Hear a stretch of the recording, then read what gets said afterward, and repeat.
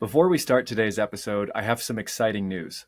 From April 7th to 11th, 2025, I will be hosting a free online virtual summit called No More Heroes. This is a gathering of men's work leaders from across North America, and we're going to be diving into myth, initiation, fatherhood, archetype, and the masculine psyche as a whole. Furthermore, we'll be looking at where we are in terms of men's work today and where we ought to be going to bring forward a brighter world. If this is interesting to you, good news. It's free and open to everybody. You can find a link to reserve your seat in the description below. Now on to the show. The Smiling Human podcast is made possible by listeners like you.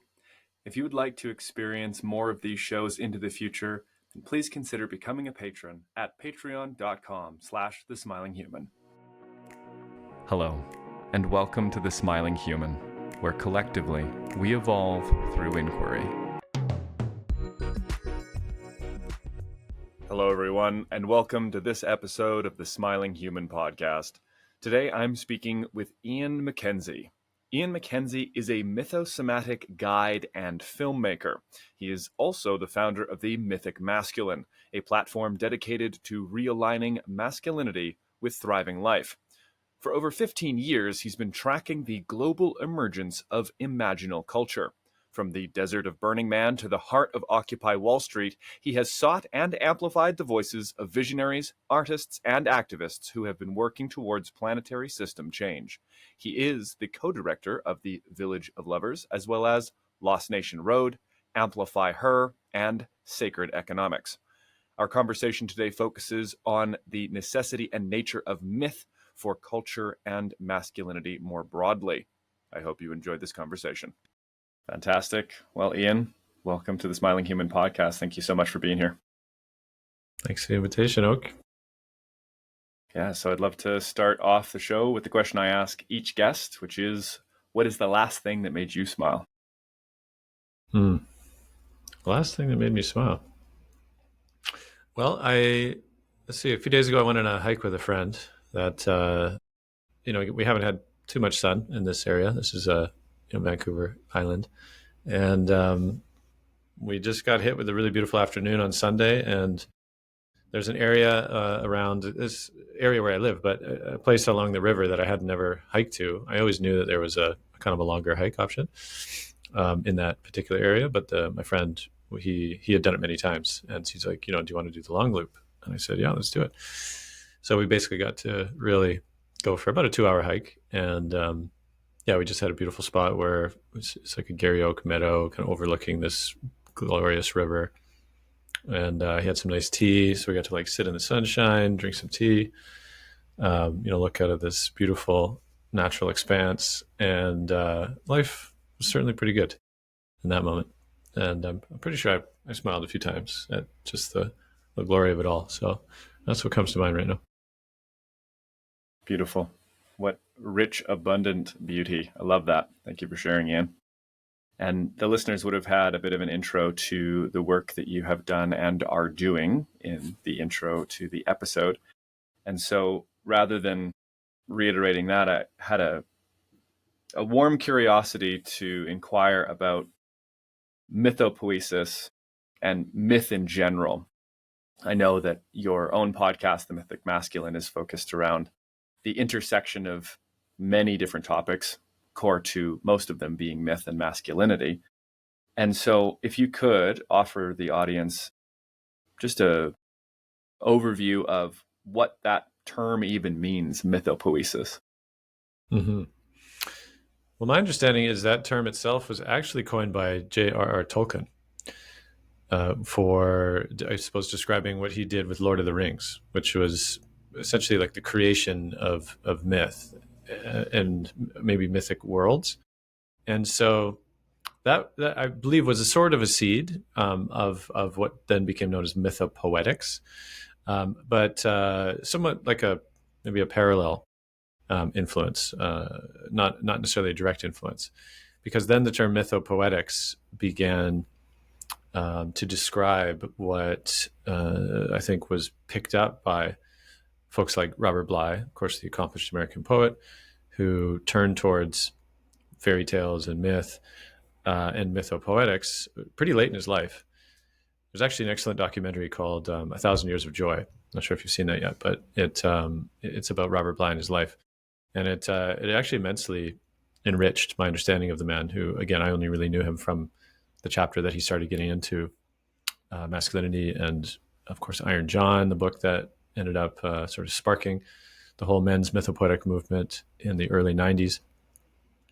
But I also have another definition. I believe it was Martin Shaw, the storyteller, who also intersected with Bly. And actually, it was Robert Bly who brought Martin Shaw over to the US for the first time, I believe. But he described, and I think he was quoting another fellow, Robert Bringhurst, a lot of names in here.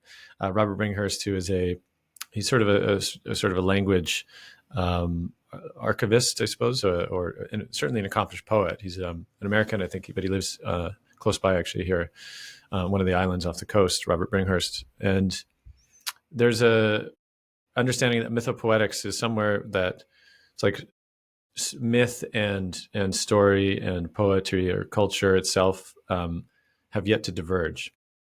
Like this understanding that they're all actually, they intersect in a way that is recognizable for its ability to add dimensionality to sense making, right? And I believe it was Bly as well who might have said that the mythopoetics is the vertical axis of understanding when so much seems horizontal in the landscape of the literal, right? And it's interesting to think that if a culture ever believes that they are or not mythological, or you could say, the sort of humanist current modern society in a way seems demythologized, right? It starts to be, that's in the past. Myth actually has come to mean something that is not true, right? Oh, it's a myth.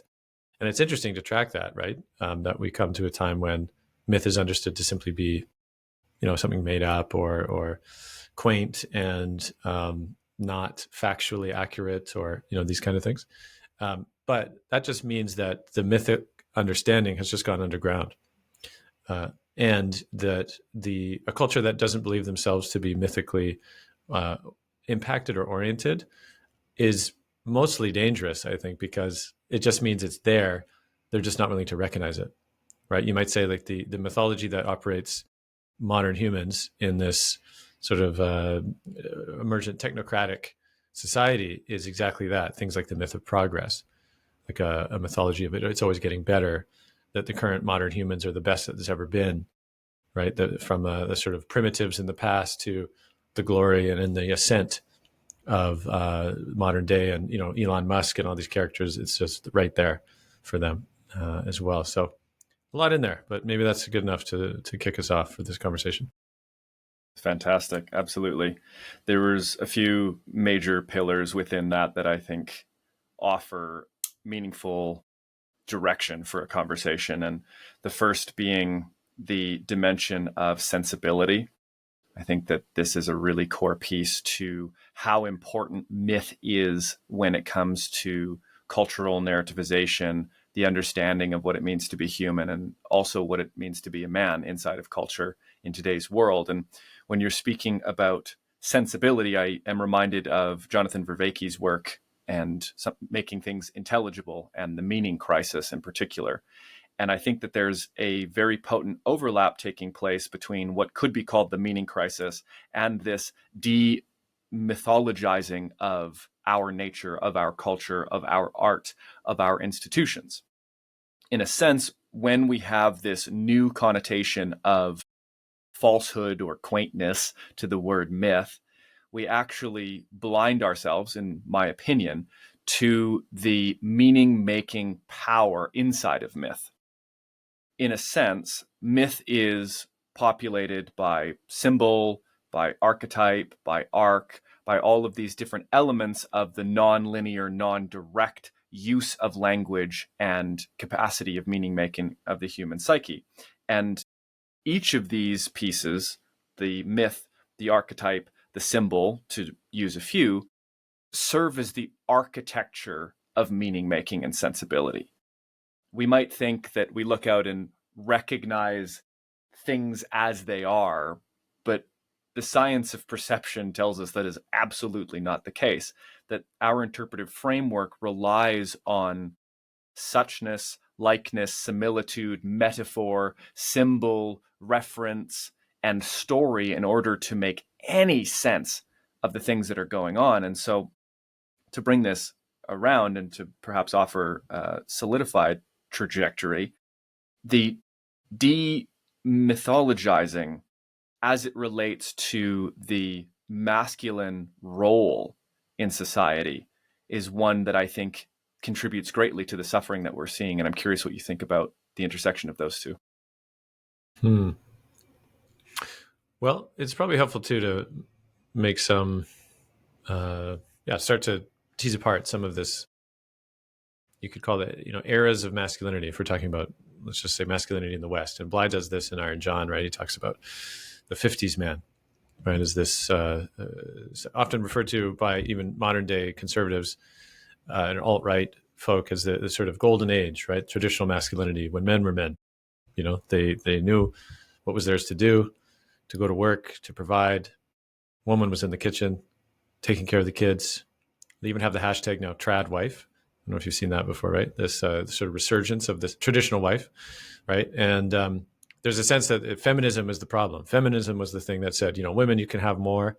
You can get out of the home. You can earn your own wage and be boss babe or girl boss or whatever.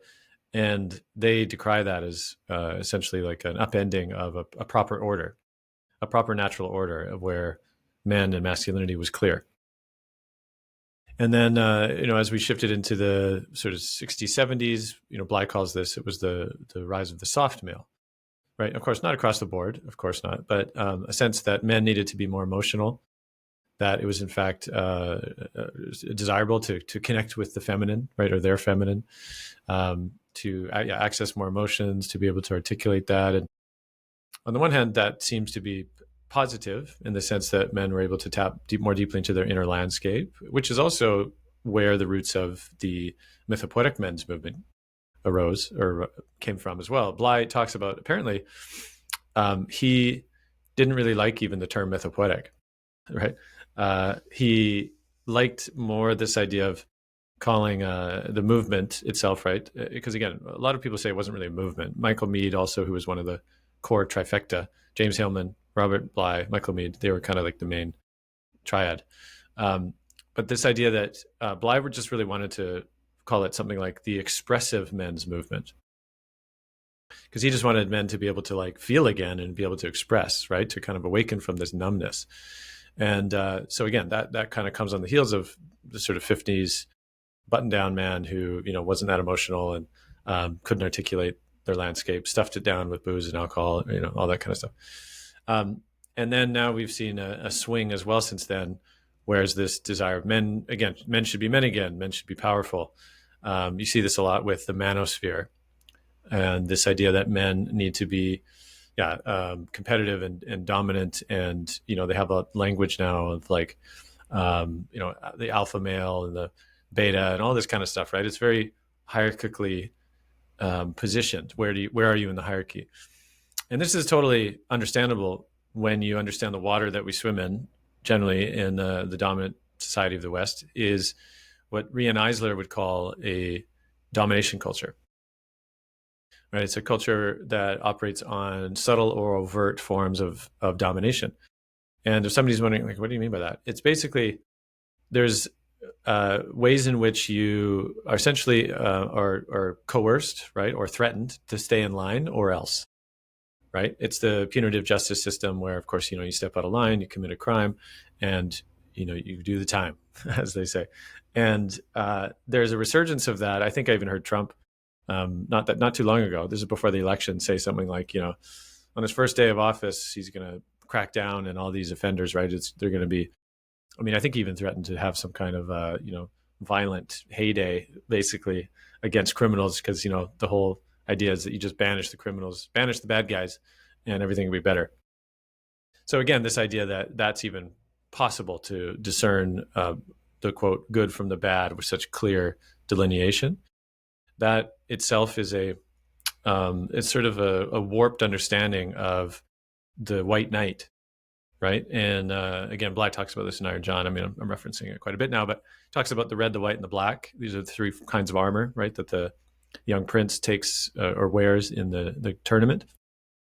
But the way Bly talks about that is the white knight, right, is the one, of course, who wants to be on the side of the good and sees the world very clear. And, okay, this is the right decision. This is the wrong decision. Going good guys, bad guys.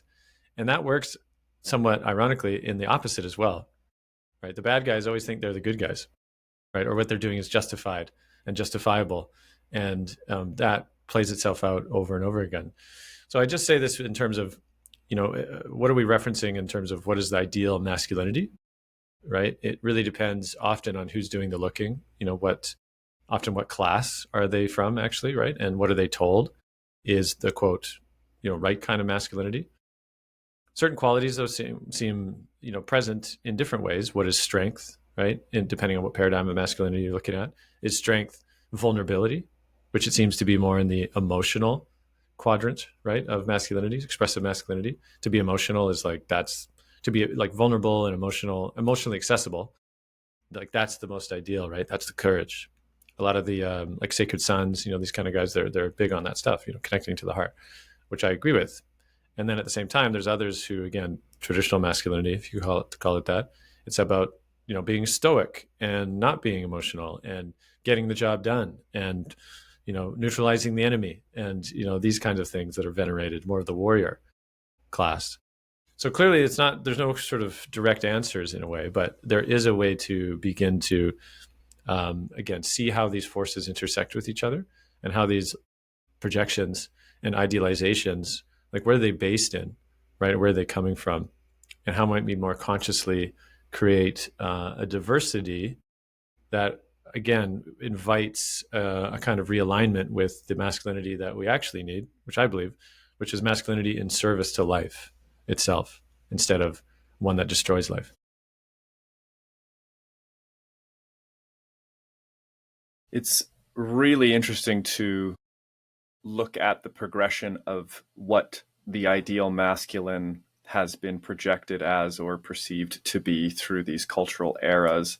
And I'd love to work through what you've offered here in terms of those eras, as well as a couple other pieces, because when we think about the 50s, one of the things that immediately came to mind was the book No More Mr. Nice Guy. And in that book, he speaks to a cultural phenomenon among men that occurred post-World War, where there was this feminization, and that sort of leads to the soft male. And in his words anyways, or in his perspective, the author's perspective, there's a piece missing that is crucial for activated and engaged masculinity inside of culture, that it's missing when we are overemphasizing femininity inside masculine maturation. But before this, the reason I bring this book up is because for those who idealize the masculinity of the 50s, I chuckle a little bit, because that was, rampant alcoholism, PTSD from post-war. You had spousal abuse, infidelity. Sure, the marriages lasted longer, but I would be hard-pressed to say that they were healthier by any metric. And so I go, okay, that's obviously not what people are idealizing, alcoholism and spousal abuse. If you are, you're insane, and we're not listening to that voice anyways.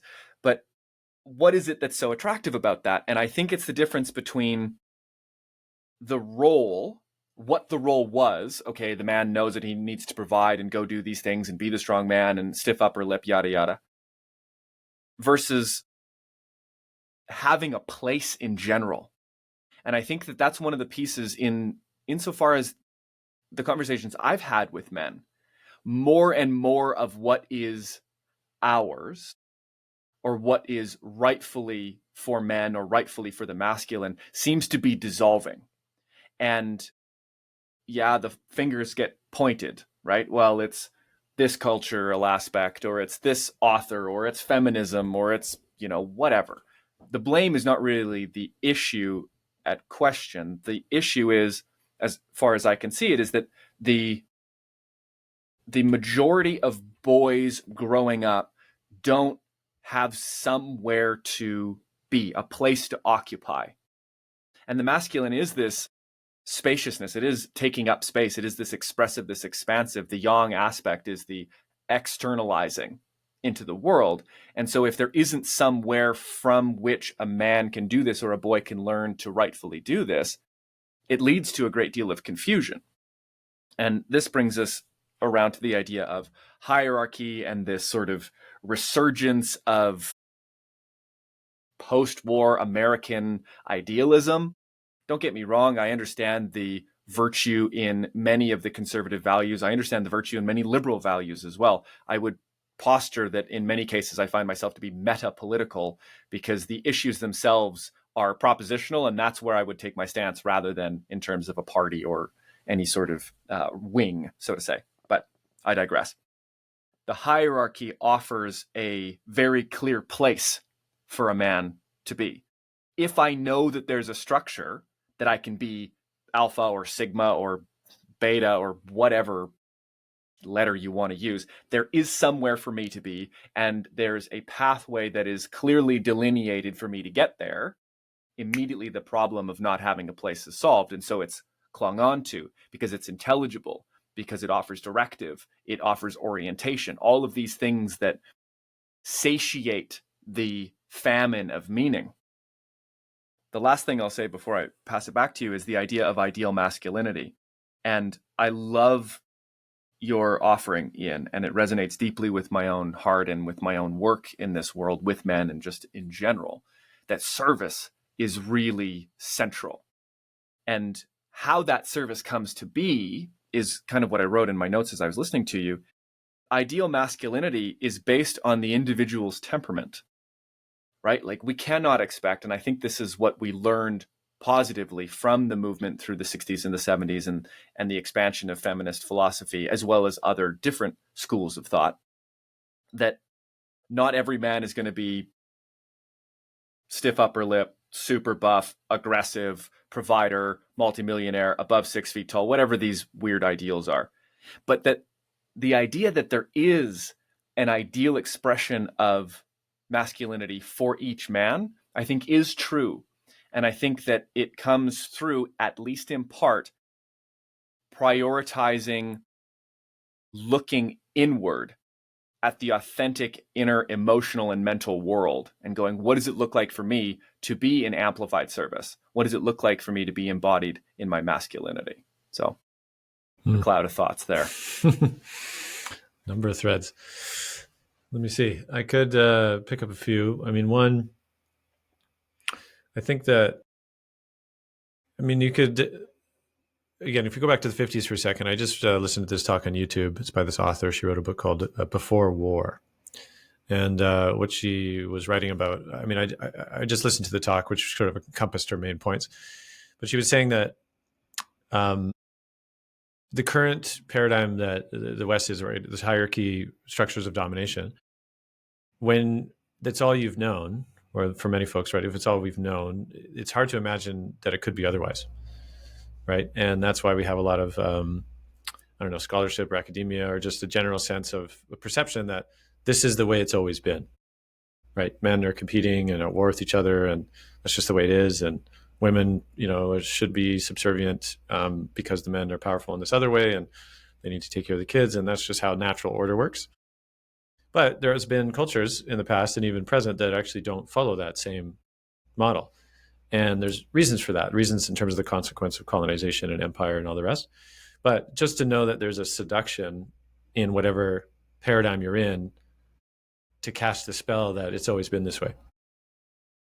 Right. And so I think in terms of the uncertainty that a lot of men face now, I think actually largely due to technological disruption and economic what's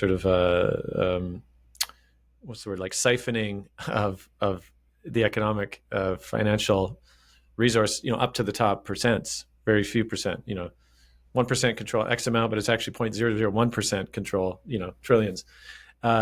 That and the loss of economic employment that is meaningful to a degree.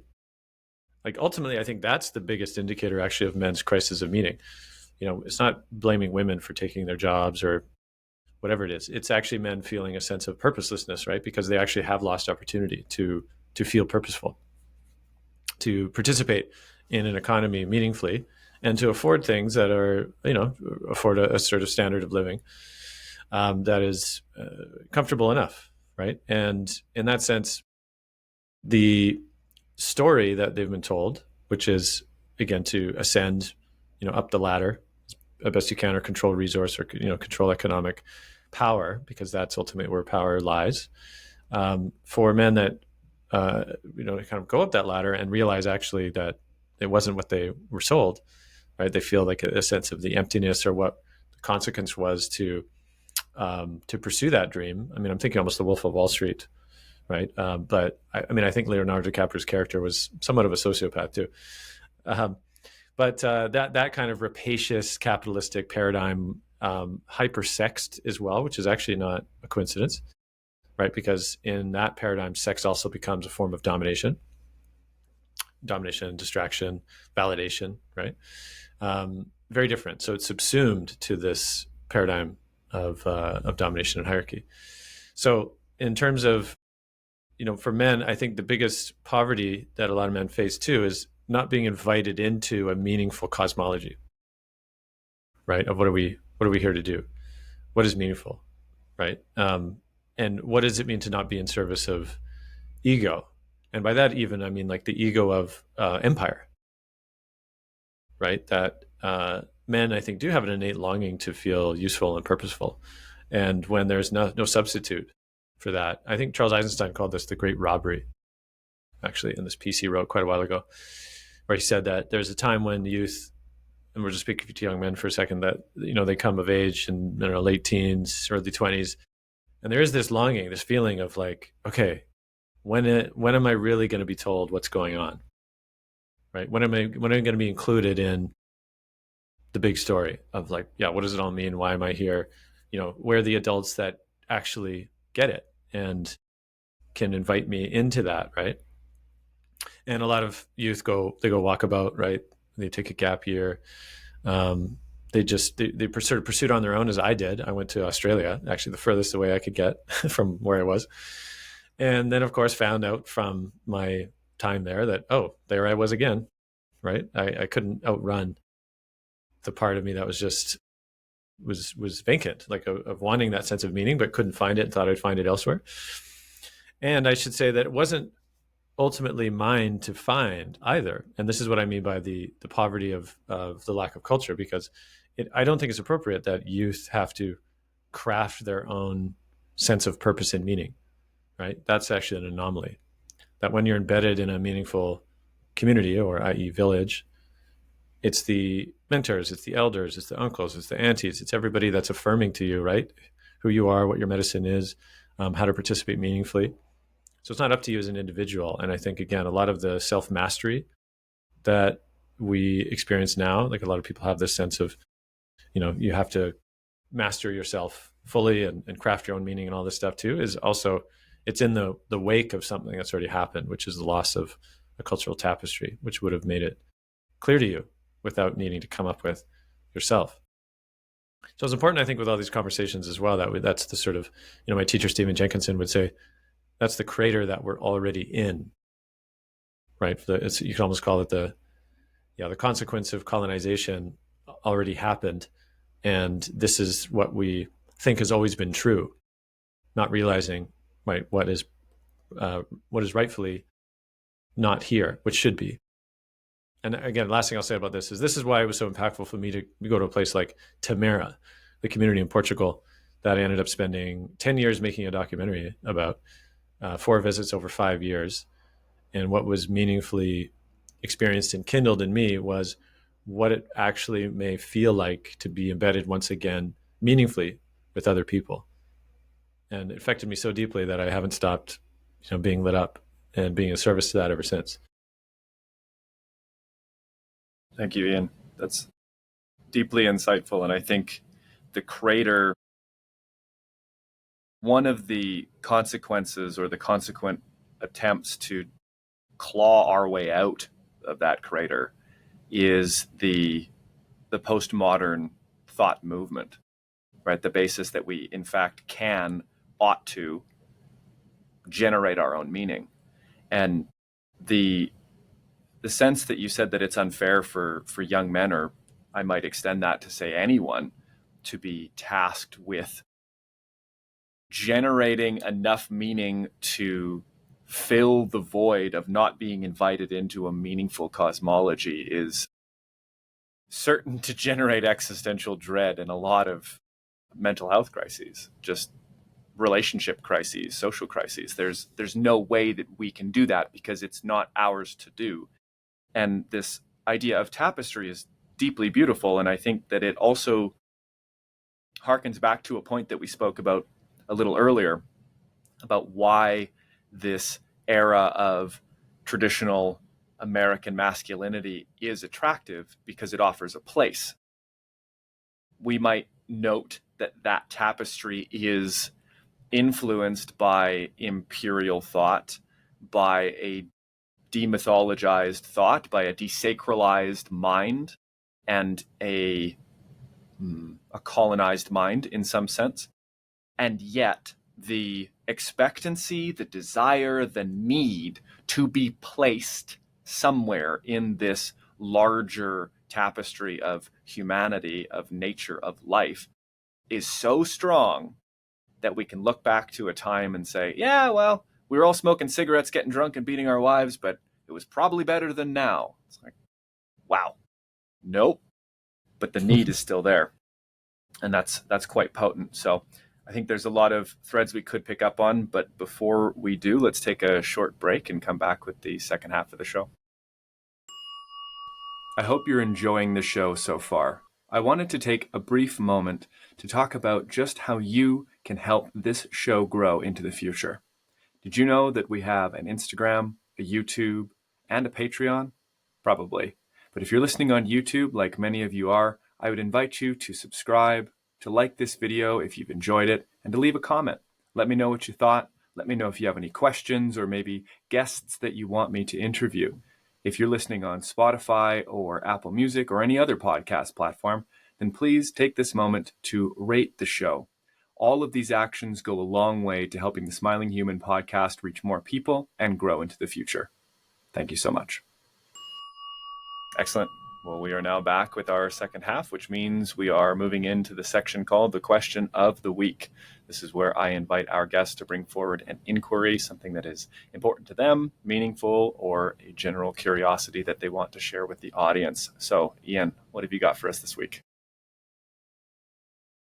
Well, I had a wondering that the story of Iron John is seen, or at least Bly's version of it, is seen as an initiatory pathway for men to go from adolescent into adulthood.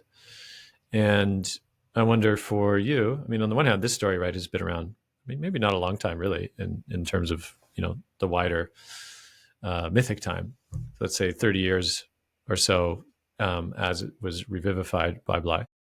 But do you feel that there's perhaps another myth or themes that would speak to the passage that men are being called into now, or perhaps, once they've done this first one, what lies on the other side of that is relevant and contextual to these times? It's an interesting one. There is an eternal element to this hero's journey, to the movement of boy to manhood. And I think at all times that is relevant. However, because of all the elements that we've spoken to that are informing the masculine mind within culture across all different dispositions, there is no one myth that stands out in my mind that would capture what it is that we're going through right now. Themes, though, yes. One of the themes is remembering. I would say the theme of remembering after delusion or after being asleep. And I know it's not a male myth, but almost like Snow White, like a deep, deep slumber, waking up into a world of truth, a world of life.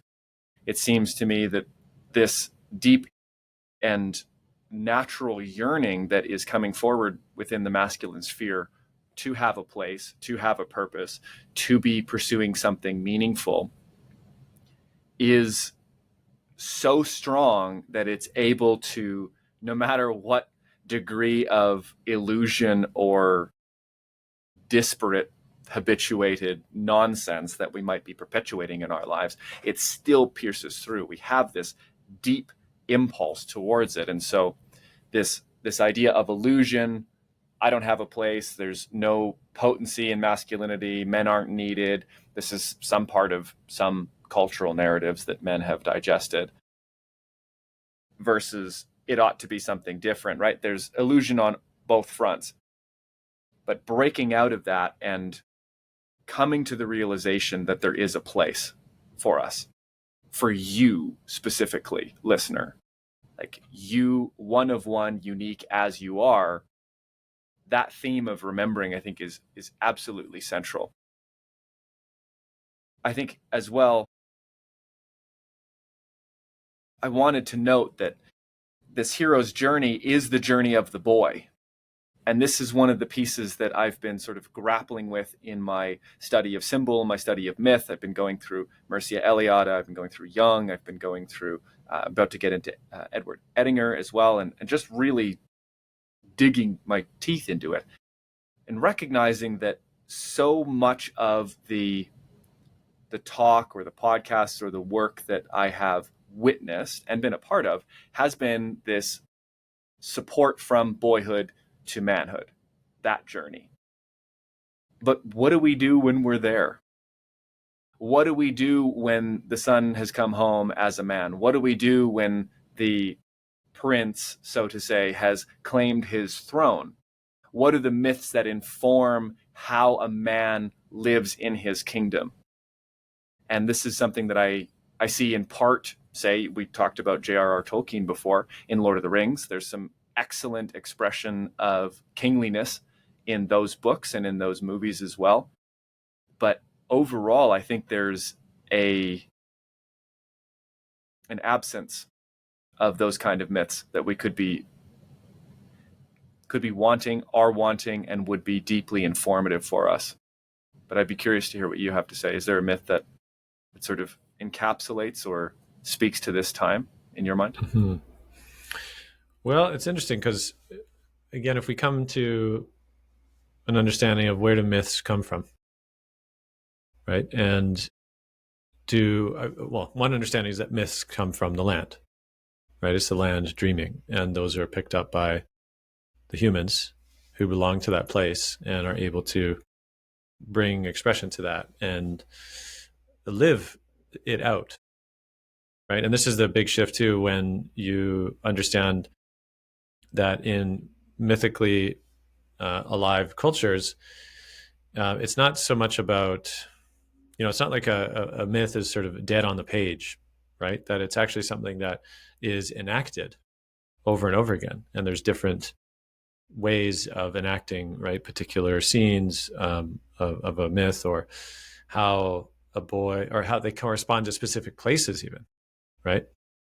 Like there's myths around this particular area in the Cowichan territory where it speaks about, right, different, like a mountain, right, and how that mountain came to be, or what the chief was who and what he did there. And so it's they're both a geographic map as well as mythic, and they encode a certain sense of how to be somewhere, right? How to be in reciprocity.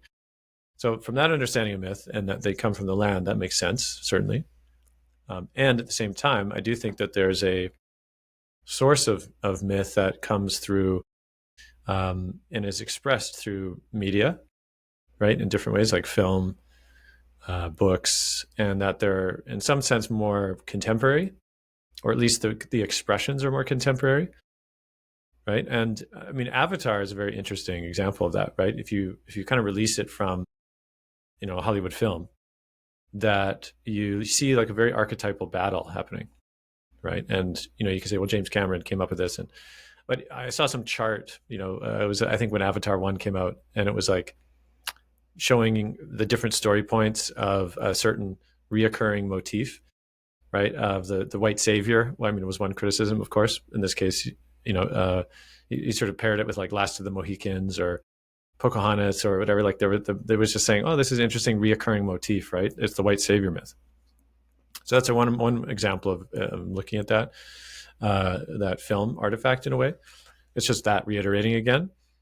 And you could also see that there is this depiction of this archetypal battle between, you could say, indigeneity and the technium, maybe one way of saying it, right? Like the colonizing force, the force that wants to go into a place, extract what it believes is valuable for its own empire at the expense of the people in the place, which is, again, I mean, it's something that's happened and is continuing to happen all around the world. So it's just reflecting this archetypal battle at play. And it's interesting because if you see it as well as a myth that invites in a colonized consciousness to reawaken to relationship, and also what it might even feel like to be in relationship to place and people in a meaningful way, right? And it's fascinating too. Avatar, again, was very immersive, right? It was sort of the most immersive film that's come out, filmed in hyper 3D and all this kind of stuff. And they even say that people walked out of that theater, at least the first time, in like a parking lot in Wisconsin or wherever, right? Coming out of Pandora, which is this epic jungle, rich, diverse ecosystem, again, all generated with computer graphics, but still a feeling of like the wonder. And then coming out into a parking lot, right? And looking around at the strip mall and being like, oh my God, what have we done? Like, this was Pandora. Earth was and still is Pandora. So it's awakening again the grief, right? Of, wait a second. So it's like the colonized are somewhat waking up to like, wait, what have we done? Because it's so easy to forget, right? This original understanding. And I think men as you could say not necessarily the originators of empire. This is interesting to even consider this, right? Because oftentimes when we hear things like patriarchy is the problem, it can reinforce this idea that it's somehow a flaw with men, right? Like, oh, men did this, men are terrible, men need to get better, they need to correct the defect or at least get out of the way so women can be in charge. But there's something else I think that unlocks when you could imagine that empire itself is a kind of force. It's a kind of deity, right? Or it's a kind of forgetting.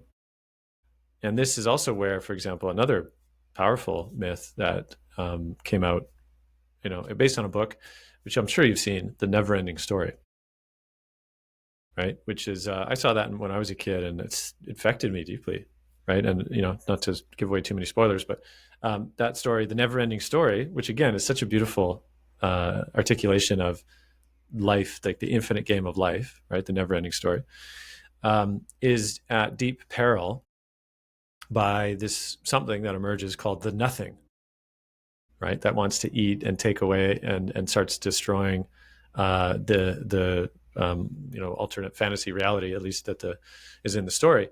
But the nothing isn't so much a thing unto itself. It's actually humans forgetting to tell the story is what conjures the nothing. Or, said differently, you could say humans not holding up their end of the, if we're talking about that's the other world and this is this world, humans aren't holding up their end, so the other world suffers. And so to me, that also provides a very contemporary mythic understanding of what's at stake right now, right? Is in the great forgetting of our necessary reciprocal tether and relationship to life itself, right? And if we talk about masculinity again, masculinity being pressed in service, unconscious service to empire, right? And then we see, oh, this is what masculinity is. It's always going to go this way. But I may well end with this to say, I've been blessed with my, she's a friend and a mentor, Indigenous grandmother, Pat McCabe, who in my interview I did with her a number of years ago, it's called a Thriving Life and a Prayer for All Men.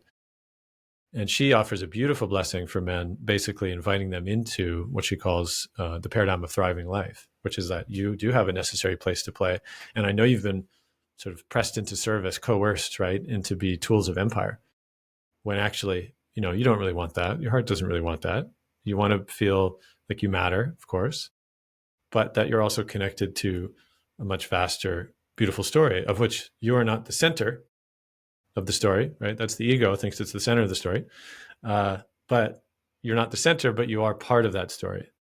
And in fact, that's where we can drive our deepest sense of meaning, to be in service to that the story continues. The words right relationship come to mind. And when you're speaking about men having a place, and we talked about this in the first half as well, this desire to be oriented.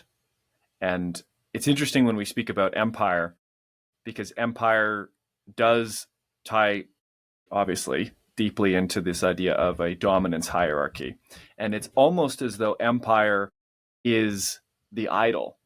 Like I wrote empire as idolatry as I was listening to you, in the sense that it occupies, or whatever is quintessential to the empirical, if that's even the right word for it, the empire-like drive and essence, that occupies the highest place in the value hierarchy. And as such, all other roles, systems, people, structures are then feeding into this distorted idol. It's not actually worthy. I call it an idol because it's not worthy of occupying the highest peak of this value hierarchy.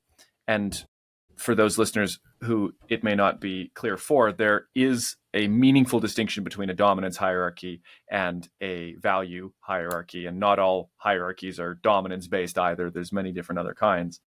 And this beautiful piece that you offered when you were speaking about Avatar got me thinking, in a sense, as it relates to forgetting. You talked about seeing this archetypal battle as between indigeneity and the technium, or the colonizer, or this empire that is almost parasitically infected with this forgetting. And one of the pieces that came up recently while I was speaking at an online convergence called The Roots of Resilience, hosted by Tay Tayari. He hosts the Wild Heart Revival podcast. If you haven't listened to it, it's definitely worth a listen. At the end, he and I were having a conversation about indigeneity, and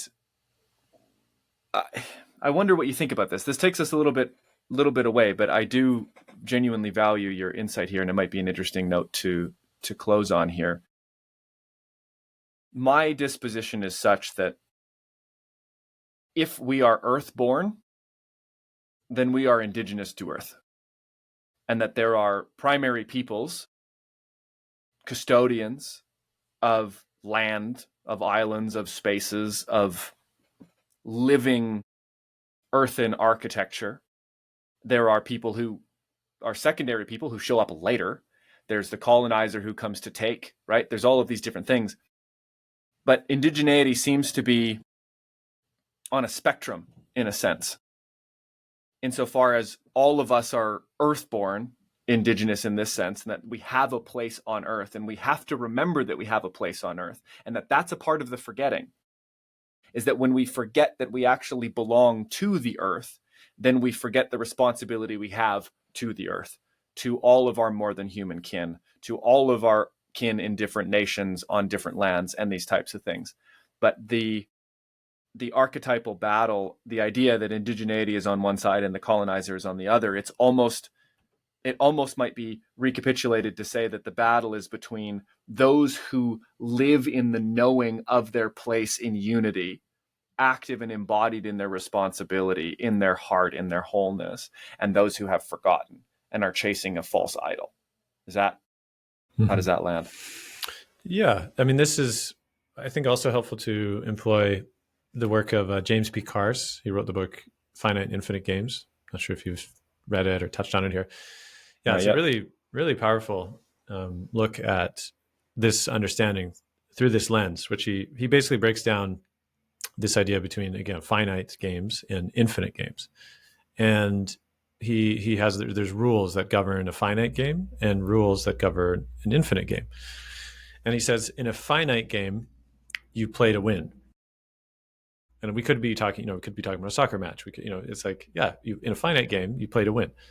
And it's important to know who the winner is in a finite game, right? Because imagine you played a game and nobody played by the rules and nobody kept score, and I mean, that you could call that pickup, and it's just having fun with your buddies or something, sure.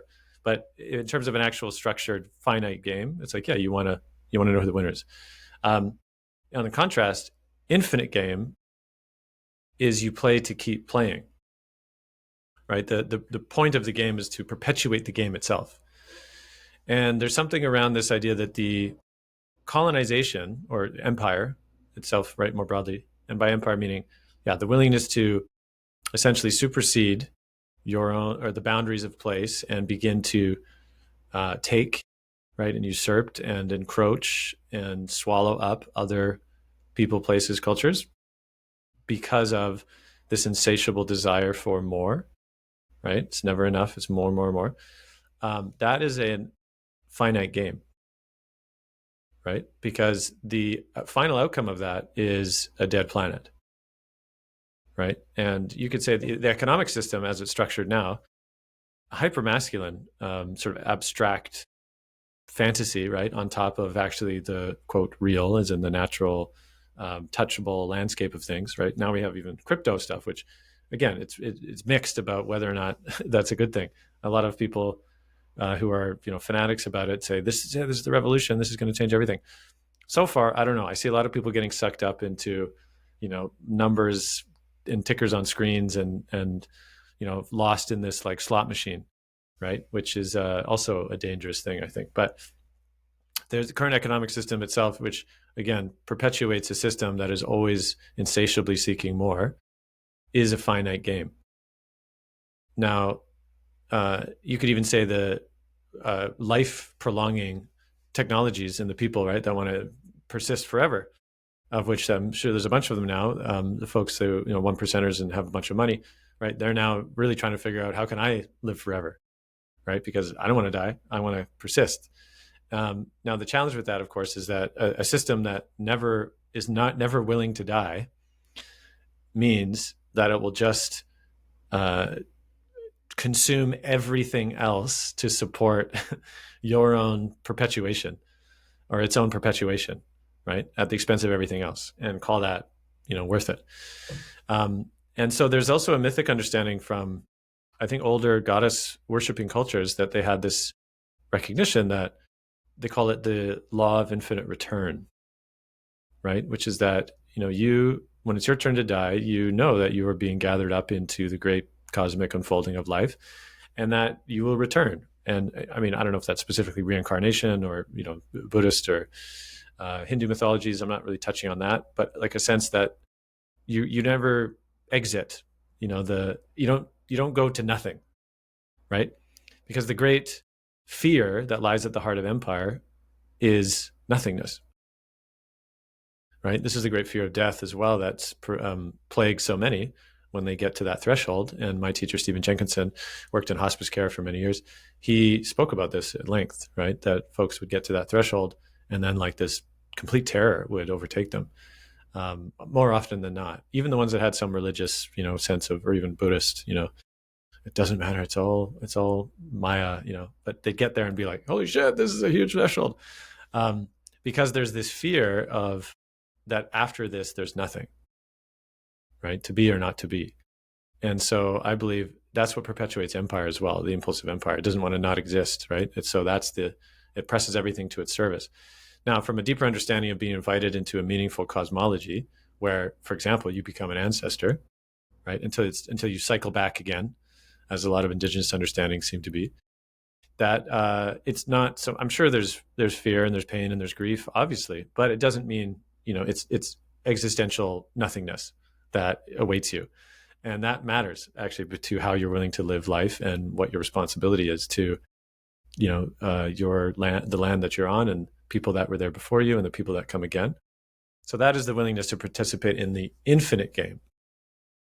And so this is what I'm sort of understanding to be that awakening, essentially, right? The awakening from realizing that the current trajectory we're on is a finite game, which is, the outcome is very clear.